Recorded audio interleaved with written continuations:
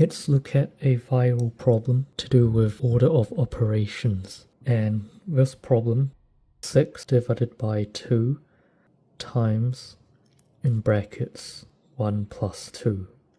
At a first glance, this looks pretty harmless, right?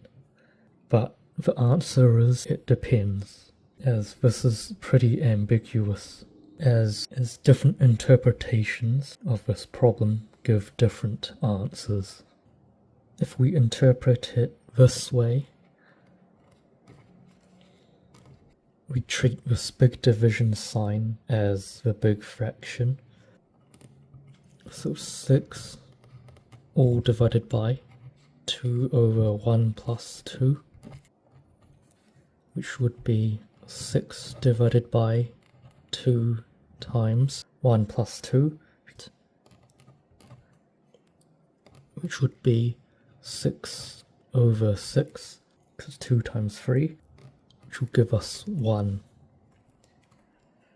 Now, there is another way that could be interpreted, which would be 6 divided by 2 as an implicit bracket, then all of it is multiplied by 1 plus 2.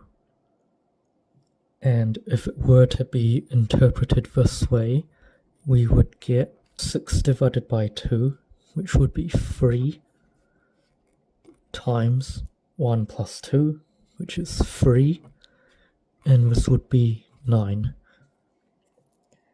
If we interpret as 6 all over the 2 divided by 1 plus 2, this will give us 1.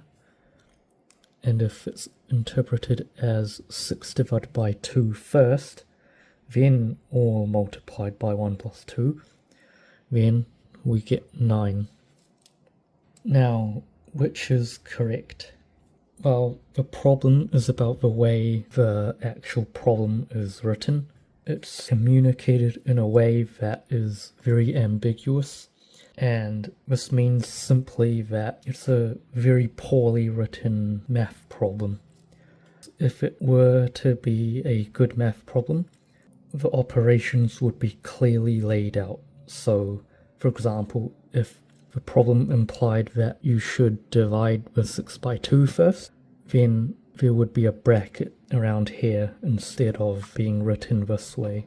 And likewise, if the problem wanted to communicate that the 6 should be divided by everything after, then it should be written like this.